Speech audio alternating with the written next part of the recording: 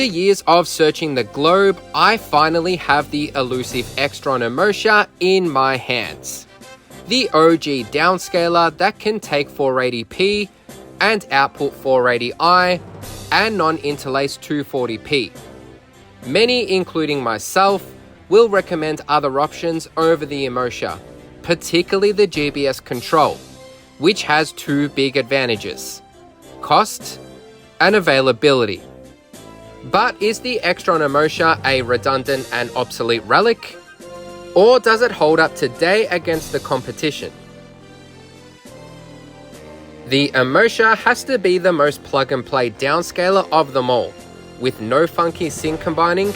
Just hook up an RGB source and select interlace for 480i output or non-interlace for 240p. I'm using an aftermarket power supply with a unique configuration of 5 volts, 12 volt positive and negative. HDMI goes in with a VGA DAC and gender bender, and RGBs is output via B&C to SCART. And there's also options for S-Video and composite with selectable PAL 50 and NTSC 60Hz. These front dials give some maneuverability of the picture with 10 increments for vertical positioning, and even more liberal horizontal position and size adjustments. The original Extron Emotia is virtually identical, just with the adjustment dials located on the back, and I prefer the updated and easier to reach layout. The Emotia Plus gets a few LED lights on the front, and the Super Emotia GX, the model after mine, sprinkles a few more LEDs on the front.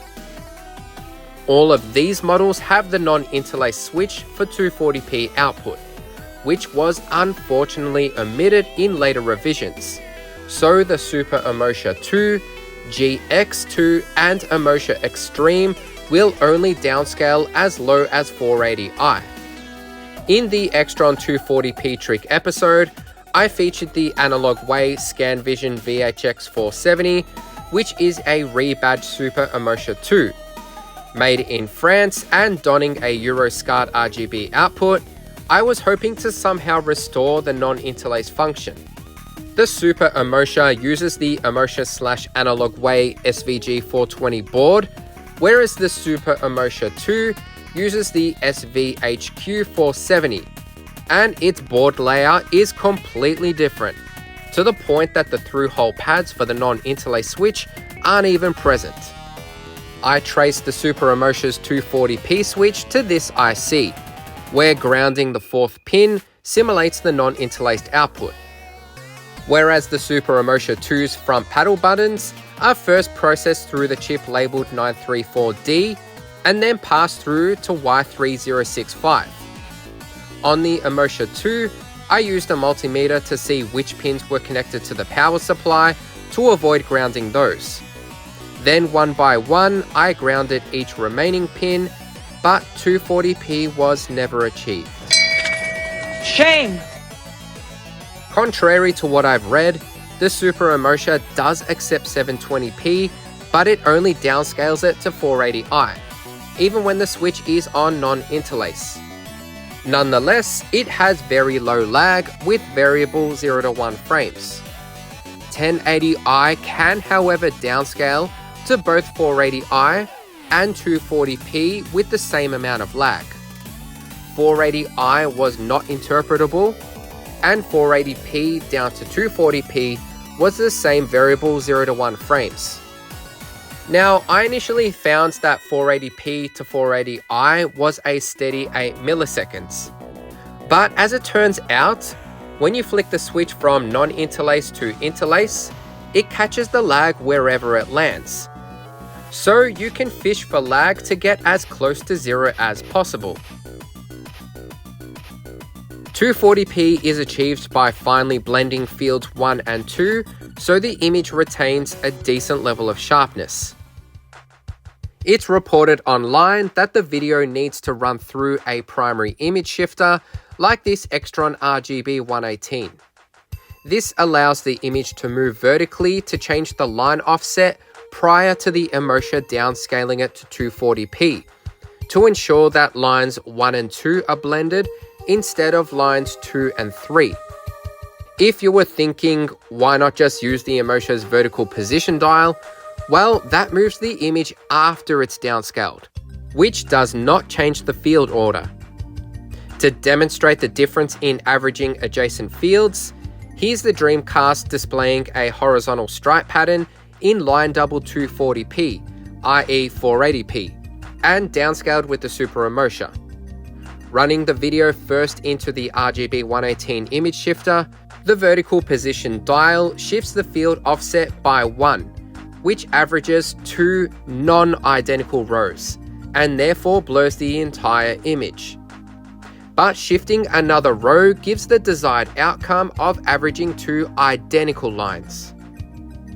Translating from test patterns to sprites and text, it's quite a striking difference. But how does this affect gameplay?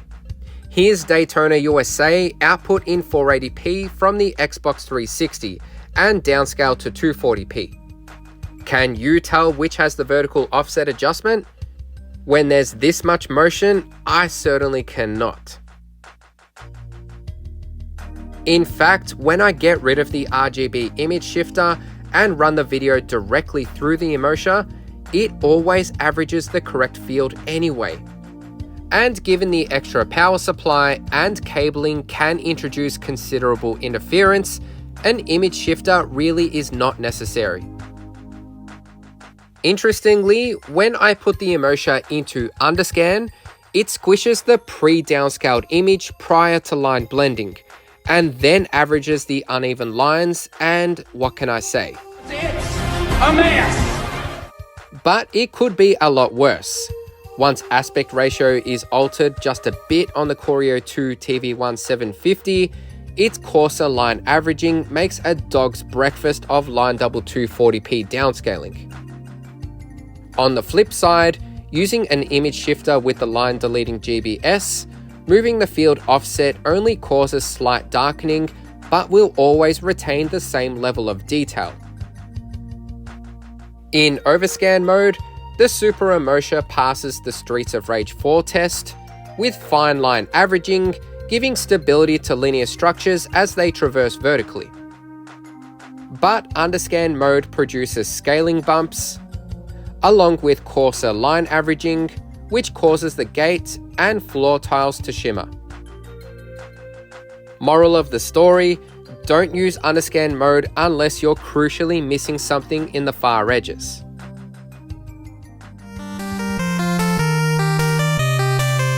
Early in my testing, I noticed the Emotia's video output was tinted blue, and my troubleshooting led me to the high hertz switch on the back, where the colors would restore to normal if I massaged the knob just right.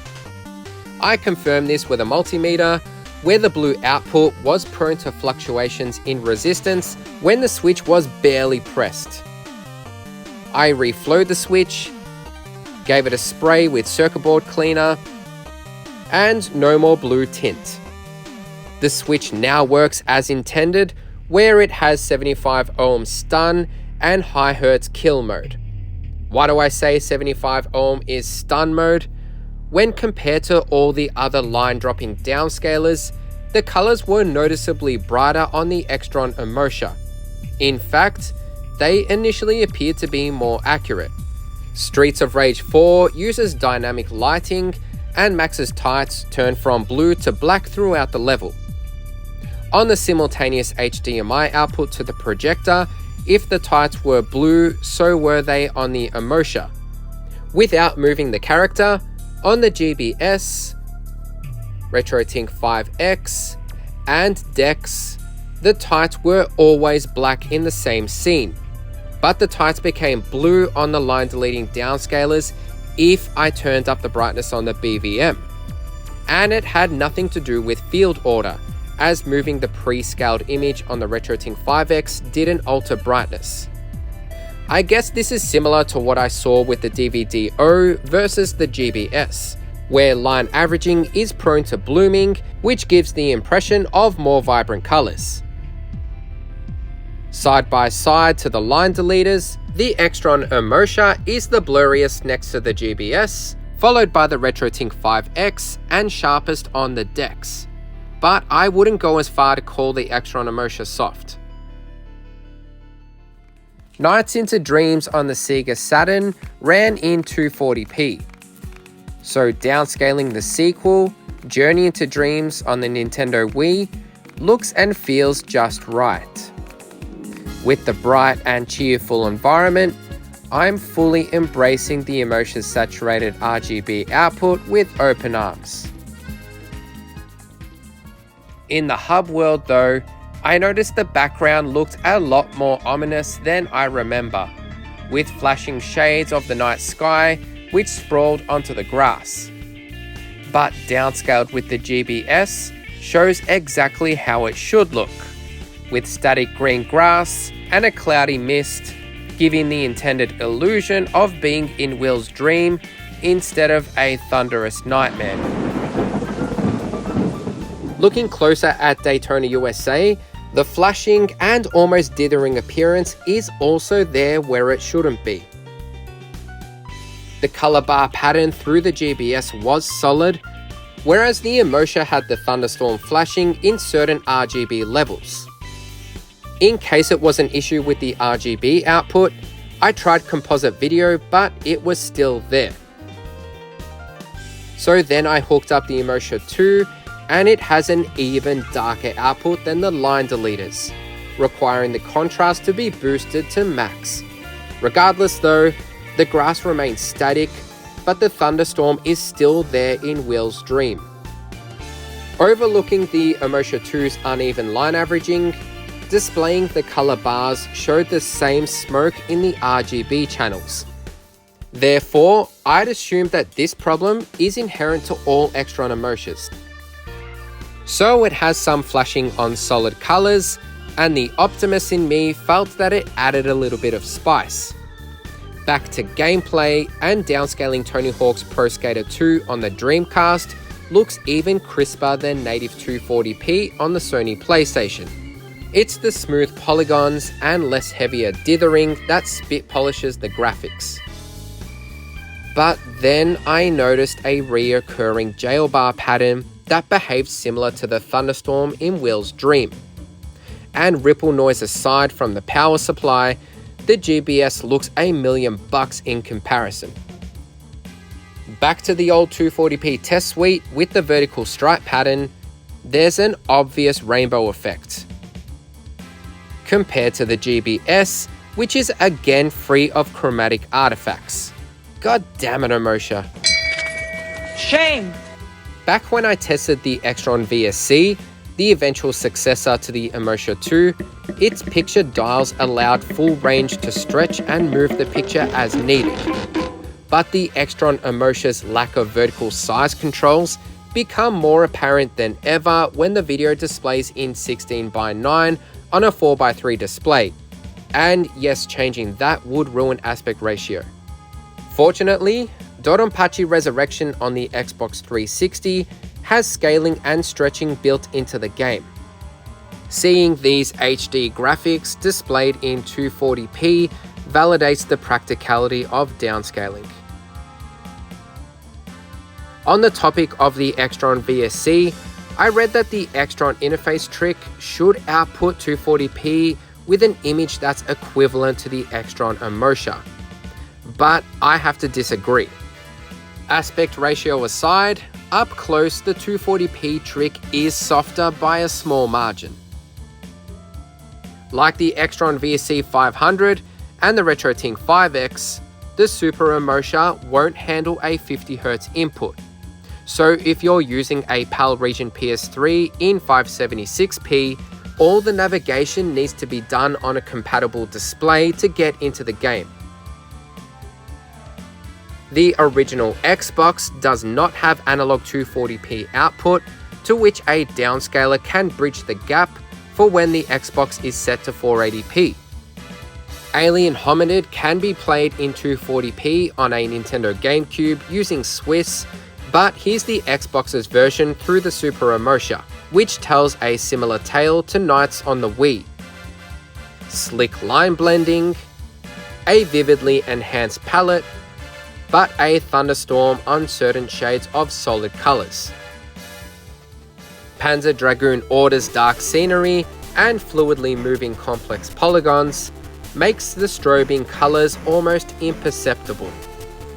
And similar to playing the Panzer Dragoon remaster in 240p, I'm really digging these scan lines. Now, I'm not the type to downscale everything just cause I can, but if it feels right, then why not? Serious Sam's bright scenery and simplistic character design looks pretty sweet in 240p. For the more sophisticated 3D games, 480i comes to the rescue, which preserves detail and makes text that much more readable compared to 240p. The function of the anti-flicker switch tries to stabilize the interlacing by sharpening the upper border of text, but I only found that black outlines intruded into the solid fill to no significant benefit.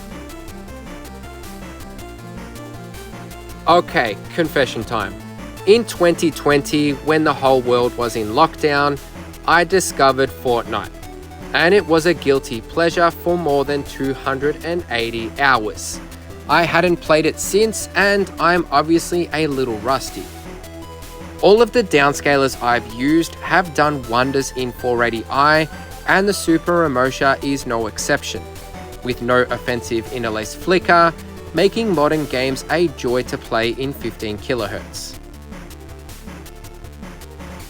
The Emotia and GBS's biggest crux is maxing out at 480p downscaling, a resolution that was omitted in the PS4 Pro and PS5.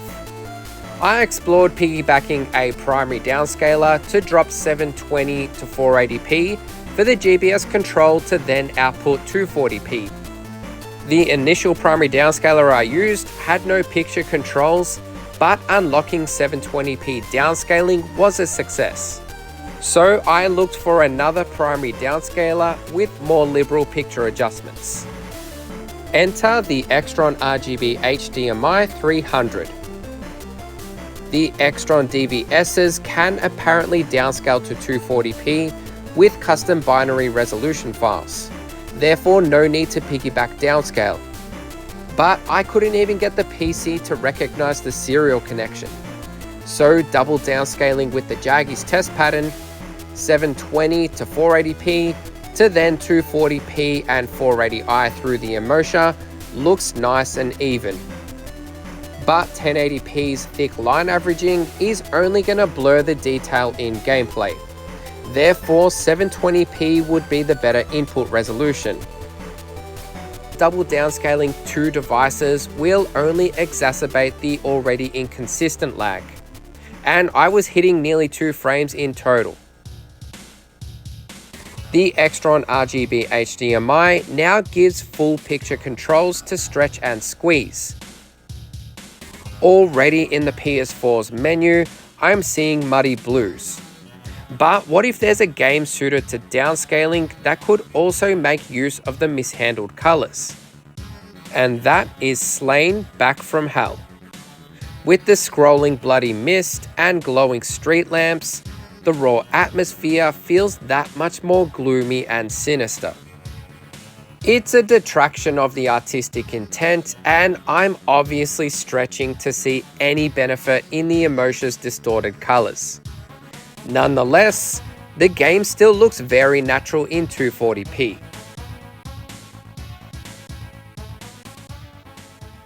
After 4 years, I consider my Extron Emotia itch officially scratched. But was it the old and obsolete downscaler I was warned about?